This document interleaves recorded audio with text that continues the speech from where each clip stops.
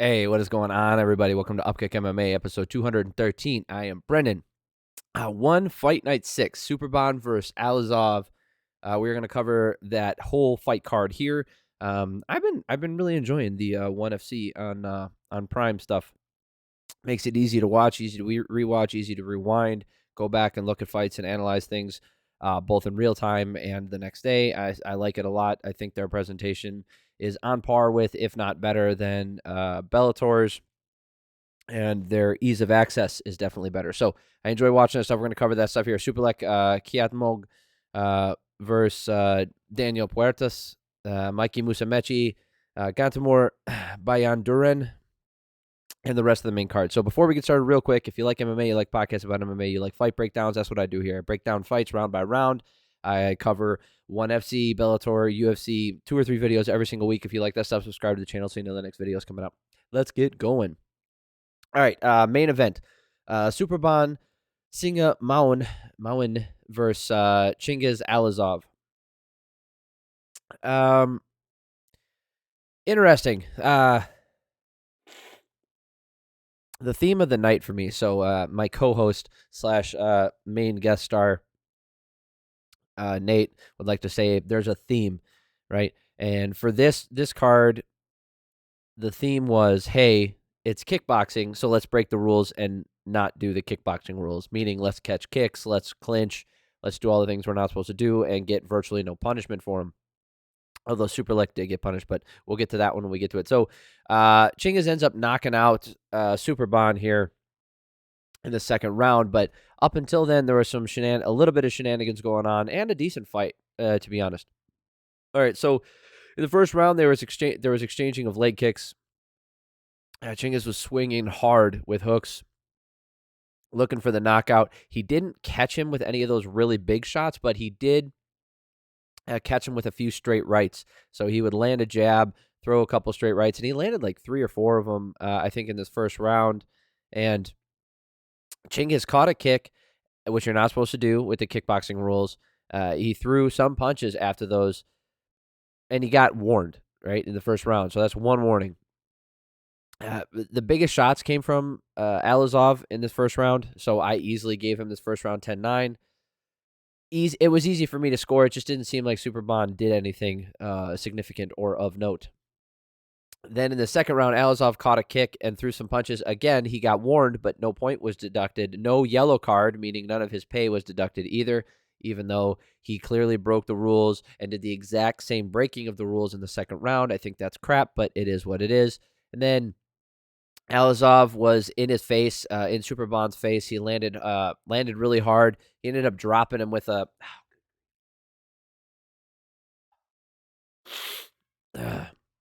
He ended up dropping him with a right hand.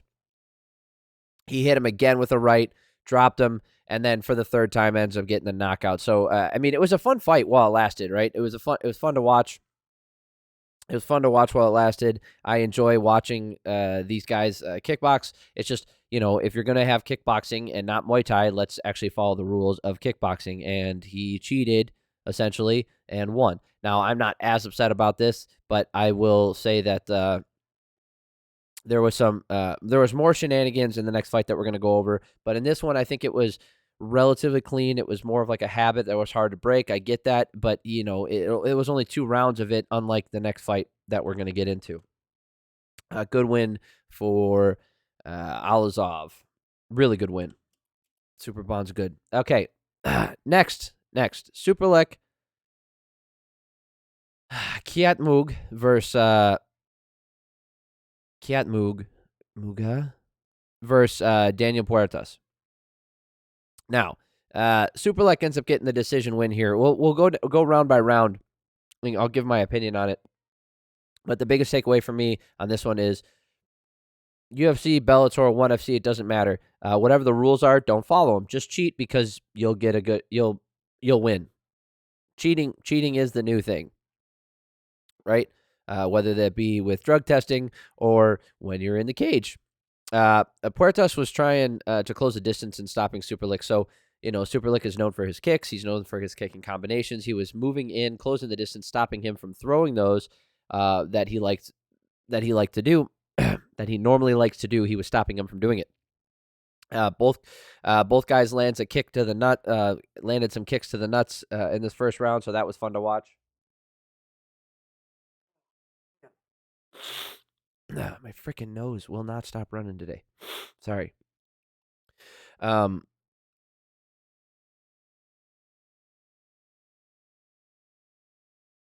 of the things in this first round that you noticed was anytime Superlek wanted to land some knees, he was landing them. Anytime they got in close, he would like to clinch a little bit, but when they got close, Daniel was the one who was doing the better work. So Puertas' game plan of walk him down was pretty evident, but this first round did not go his way. He just took too much damage on his way in. He got outlanded. Easy peasy round for Superlek. Second round here, Daniel was pushing in, closing the distance. Sound familiar? Superlek was landing, but when every time that Superlek got backed up against the cage, he would clinch and hold like a boxer would. And then the ref, he wasn't even clinching to go for, Muay Thai movement, like the plumb clinch on the back of the neck or anything like that, or in the clinch trying to land knees. None of that. He was clinching to hold.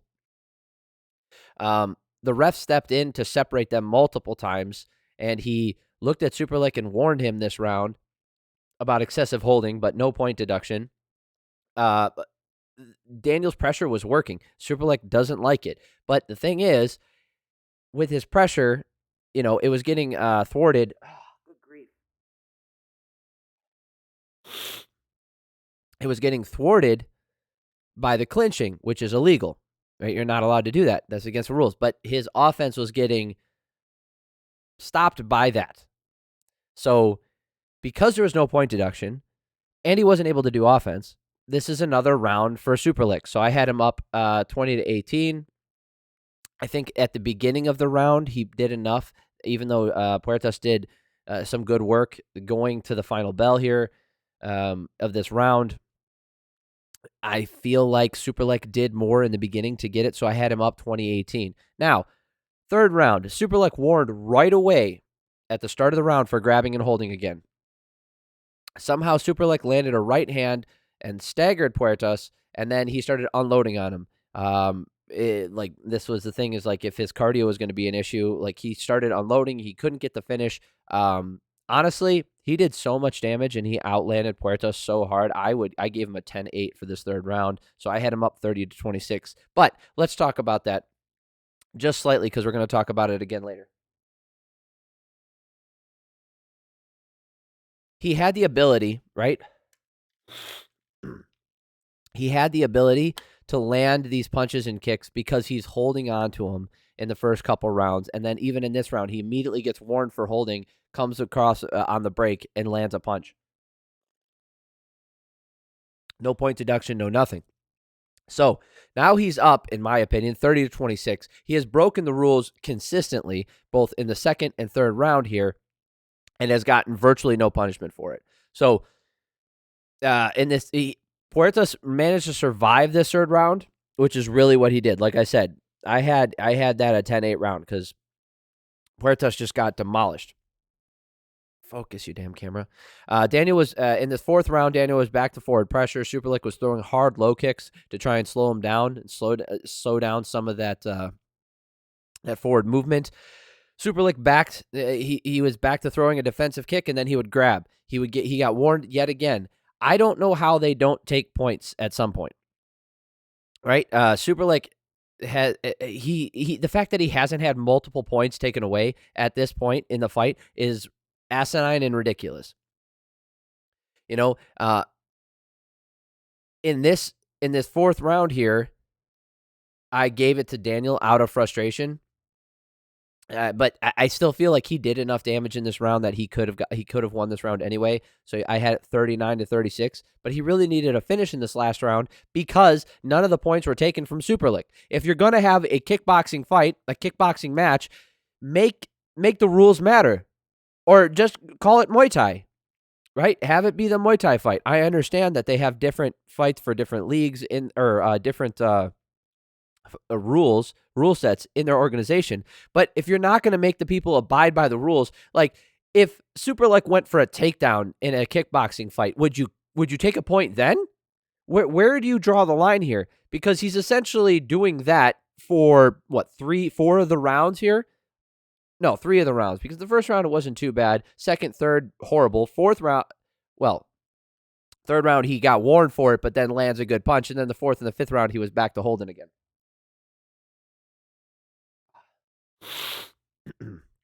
So in this last round, Superlek got a yellow card, finally, losing 10% of his pay. Superlek continued to grab and hold. Total bullshit. I don't know how that can be allowed. The thing is, even if he got a point deducted in this last round, I still had Superlek doing more damage. So I had it 9-9 for the last round. And by the definition, I think that means it's 48-45 for Superlek. So he gets the win, right? He gets the win via unanimous decision, but I think they screwed the pooch on this one. I think they really screwed up by not penalizing him. And I understand that you don't want to stop the action, right, constantly, because nobody wants to watch it because it's not fun. But then you're not, this is crap. You're not having a kickboxing match anymore. Now you're having whatever mixed rules fight with whatever this guy wants to do. Because Puertas, he grabbed a couple times, but he wasn't using it. Like, even when he was rocked, he wasn't clinching the way Superlek was the entire goddamn fight. So you're punishing him by letting the other guy get away with it. I think that's crap. That's garbage. You can't do that. Like, I'm down to watch kickboxing. I'm down to watch Muay Thai, and I'm down to watch Jiu-Jitsu. But if they came out in the submission grappling, right? We're going to talk about that next. If they came out and just started hitting each other, are they going to deduct points? I would hope so. They started doing jiu-jitsu in a kickboxing match, I would hope someone to get points deducted, but it doesn't matter because apparently it's just whatever they feel like doing at the time. You get warned a few hundred times, and then if you win, so be it. Now you get to keep your bonus, keep your win, keep your all the other stuff. And yeah, he got a 10% deduction in pay, but is that really a loss when now you're the champion? You're what I think they're flyweights, right? Yeah, flyweight kickboxing world championship. So now he's the champion. He gets to be the champ. And I'm sure there's benefits that come with that in ONE FC. I think that's garbage, man. It's garbage. I don't understand how they're allowed to do this. Like, someone isn't going to step in and be like, hey, I appreciate that both these guys put in work, but as far as I'm concerned, he broke the rules. He wasn't fighting a kickboxing match. Like, I understand that the commission or whatever, however they handle it in Bangkok, where this took place, they're probably above reproach, just like they are in the United States, where they work for the government agency, or they're corrupt, or whatever, or they're incompetent. I don't know, but I'm going to tell you that if this is how you're going to run your kickboxing, like, they get warned for that in regular boxing.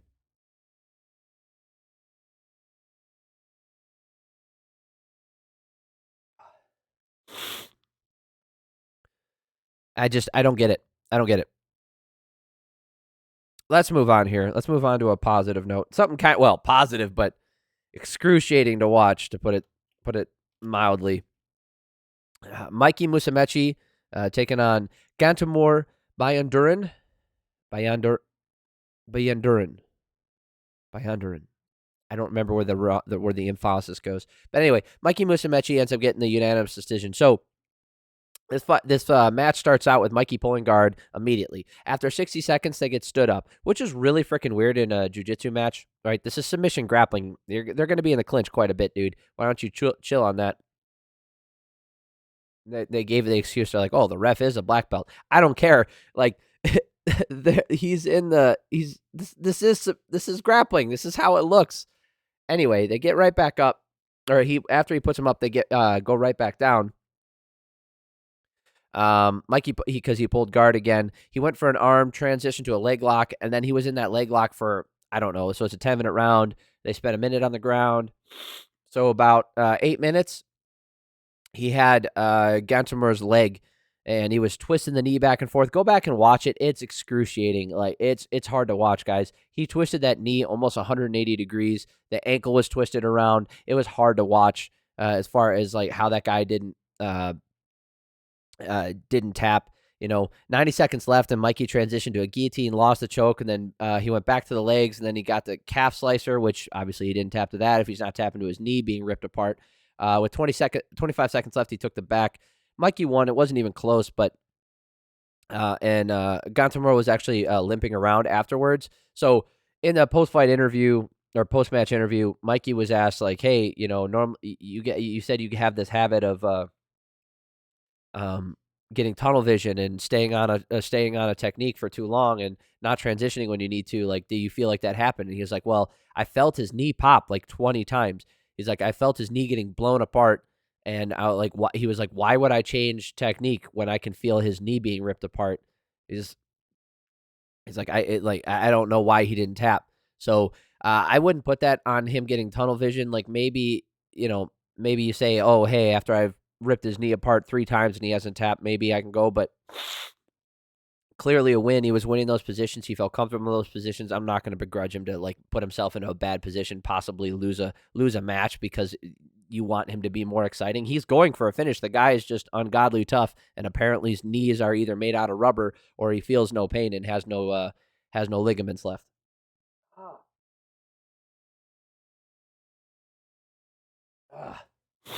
Oh yeah. If you're looking for a specific breakdown, all of them are in the descriptions below. I always forget to say that. Great. It's fun watching Musumeci. He is a fun guy to watch. He's kind of a wizard on the ground watching him move. It's kind of nice. All right. Aung Lang Song versus Gilberto Galvao. Only went only a little bit. It's just for the first round. Gilberto has, if you want to look at this guy, he's on some nasty sauce. I'm going to take a look at him. He's on the special sauce, that's for damn sure. He's got Mike's secret stuff. He does. It is what it is. It's just fun to see that still exists out there in MMA. Gilberto was ducking his head and throwing sloppy hooks, and he ended up getting dropped by an uppercut. Then Song dropped him again from the clinch. It looked like an elbow, but then turns out it was just he just kind of pushed him down. Galvao was actually hurt from earlier, got on top and got the TKO finish. Really quick win for him. It's good to see him back. He's been gone for for quite some time now, so he said maybe he's interested in fighting for a title. I'm down to see that. He is really freaking good. Rodtang, Jitmangnon versus Jiouo Yibu. This fight was fun. It was one-sided, but it was fun, right? So this was a catchweight kickboxing match, right? These guys managed to follow the rules. It was weird. Rodtang was in his face right away, throwing hooks to the body. Rodtang, he took 2 shots to the nuts before he complained about it. Rodtang was taking a couple shots to the head, and, he did the thing where he's like, shakes his head, shakes it off. He stayed in there to throw some hooks, landed some big everything. Honestly, he mixes everything up so well. Going to the body, going to the head, hooks, straight punches, kicks low, kicks high. Actually, not a lot of head kicks, but quite a few leg kicks and then body kicks. He followed Ibu around the entire cage. And Ibu got knocked down with a right hook. It looked like a little bit of an off-balance thing, but still. Ibu didn't get demolished or hurt super bad in this first round, but I still gave it 10-8 to Rodtang.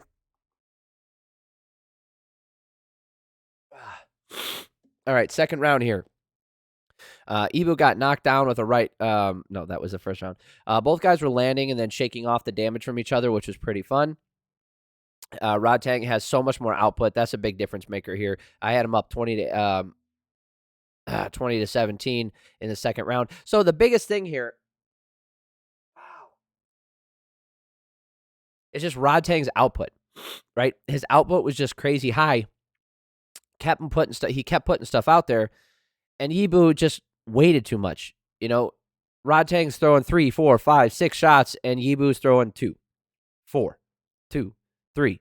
It's just Rodtang was moving forward, constant pressure, constant output, and that's what really won in this. Rodtang was goofing around in this last one. He even did this thing where he's like,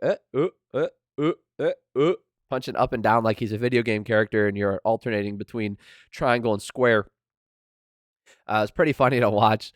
But even with him screwing around, I still gave him that last round. I just didn't feel like he took a lot of damage. I had him up 30-26. A great win for Rodtang. Still fun. I love watching him fight. It's fun to watch him fight. Moving on here. Stamp Fairtex taking on Supergirl. Anna Jaroonsak. So, Jaroonsak. All right. Stamp Fairtex getting the win via split decision. I disagree. So, Anna was aggressive right out the gate. This is one of those ones where I feel like the thumb was on the scale for this one.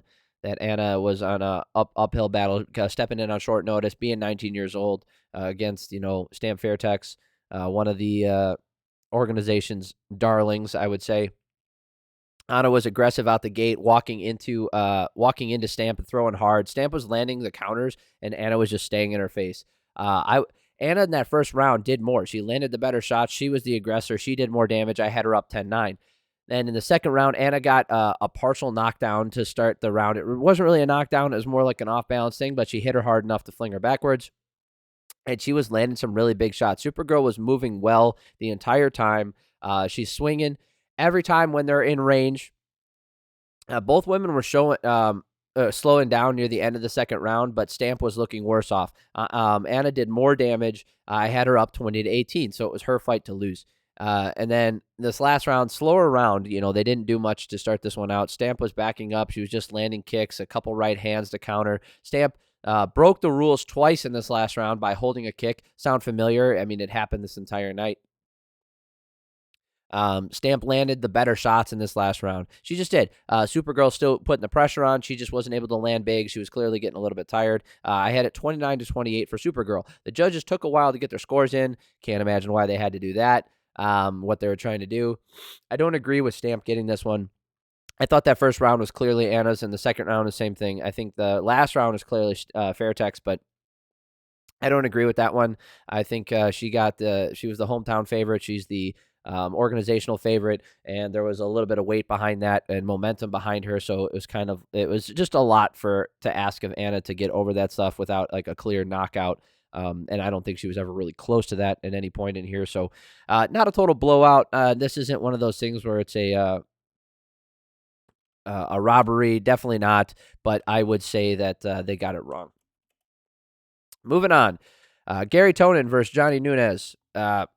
It's nice to see Tonon come back and get the submission win here. Nunez was jumping in, spinning around, not really hitting anything. It was kind of boring. Not boring, kind of weird to watch him. And then Nunez pressured him against the fence, kind of just holding him there. And then Tonon used a Kimura to get off the fence, put him on his back, and get the submission finish with that same Kimura. And also he had this like long-winded, like I'm Superman or I'm Super America, and America represents this and that. His sentiment wasn't bad. It was just very long-winded. It wasn't concise. And it seemed like he wandered a little bit in his thought when he was, if I know a little bit of something about that, but he wandered a little bit in his thoughts after the fight, and I wish he was a little bit more poignant with his points, talking about America being great and all this other stuff. I'm not against him saying those things. Not against him saying like he is America. Like I'm not against any of that stuff. It's just the way he said it. It came across as like genuine, but meandering. Let's put it that way. Great win for him. He's still the ground wizard. Is what he is, man.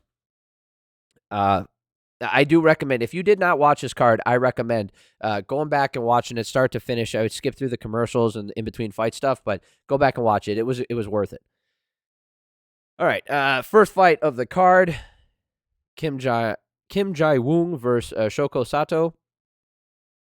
This one was interesting because Sato was staying on the outside, circling around, not doing much. Not doing much for the first 90 seconds. Kim was focusing on the low kicks. Focus, camera. He was focusing on the low kicks and to land with power. Sato was darting in and out, trying to land a right hand. Sato got warned for lack of action by the ref because he was the one backing up. The ref warned the corner, giving a yellow card to Sato, which makes no sense after Sato landed the jab right before the card was given. That was really stupid. So if you were going to give him the yellow card, sure, but they just started fighting. Like, I mean, just started fighting, meaning like, 2.5 minutes into this round or whatever. They finally started to exchange, and they're throwing stuff. They're throwing jabs out there, putting feelers out there. This is kind of how the fight, after about 30 seconds into a fight, this is kind of usually when that happens. Maybe after 60 seconds, it just took longer for them to get going. And then Sato lands a jab, and then he gets a yellow card for lack of action. So I don't know if it was given to just him or if it was given to both guys. Either way, this first round, and by the way, so this is mixed martial arts, so the fight's judged as a whole. And after this first round, if I had to give it to somebody, like who was up so far, I give it to Kim. But anything that could happen in the next 2 rounds, I could erase that. Like one good punch erases that from either guy. Sato started the second round out landing a good right hand. He pushed Kim back, landed some little shots in the clinch. Both guys were landing much more action than in the first round, so the second round was much better. They were staying in the pocket more. Sato was landing, and then he was landing the jab and the right hand over and over. He did that quite a bit in the second round. Kim was landing the right hand and the low kick, but isn't utilizing the jab. So that was a difference maker for Sato in the second round. He was much more effective with his offense. The second round was close. Kim landed more in the final stretch, but I would have to give the fight so far either even or Sato is slightly ahead, right? I felt like he did enough in that round to put him ahead so far. Kim was staying in range to start the last round, and then he landed combos this round. He was taking some shots, coming back at him, but focused on throwing upstairs this round instead of with the low kicks that he was using earlier. This last round was actually more for Kim, in my opinion. I don't think Sato was that far out in front. The biggest thing is Kim's face being battered. I think the fight was close. I would say Sato did more over the whole fight, but wouldn't be mad if Kim ended up getting this. So he didn't, by the way, get the decision win. The decision went to Sato. So I agree with the decision, but it wasn't as one-sided as they made it seem. Maybe I'm missing something. Maybe I didn't see some of the punches that landed. I don't know. I just felt like Kim did enough in this fight to at least warrant maybe one judge going his direction overall, because, they don't judge these round by round. They judge the fight as a whole. And I felt like Kim did enough here that if I could see someone saying, hey, I felt like Kim did more in this fight. As I felt like this last round, it was close, but Kim could have taken the edge. I felt like Kim was ahead after the first round, so it really came down to, do you think Sato did enough in that second round to put him ahead of what was done in the first and third round? Or maybe you felt like, the second round or the last round was close enough, or even maybe Sato did enough in that last round. I was not of that opinion, but I still gave him the fight. So that is it. Thank you guys so much for stopping by. Like I said, if you like this stuff, you like fight breakdowns, you like statistics, I do more of that stuff in my UFC videos because their statistics are readily available, so you get a little bit more interaction with the fight stats. If you like that stuff, subscribe to the channel so you know the next videos coming out. I put out 2 or 3 videos every single week covering fights, breaking stuff down. If there's an organization that you want me to watch within reason, I will watch it. So throw those down in the comments below. Let me know what you thought. Did you watch this event? If you didn't, go back and watch it. Are you planning on watching it now? I would go back to, if you have Amazon Prime, which you probably do, just go check this one out. It's worth it. It comes with your subscription. I really do recommend it. ONE FC is doing really good things. They are fun to watch. Their presentation is excellent. Their commentary is excellent. I think they are. I enjoy watching ONE FC more than I like watching Bellator. I don't know if it's the variety or the presentation. Presentation is a big part of it, but I do like it quite a bit. So thank you guys so much for stopping by. If you're looking for the UFC, those are going to be the next couple videos. If you are looking for the last ONE FC, I covered that a few weeks ago, so go back and check that one out. I appreciate y'all for stopping by. It means a lot to me if this is the only video you watch this weekend. Thank you so much. Hope you have an amazing week, and I love y'all.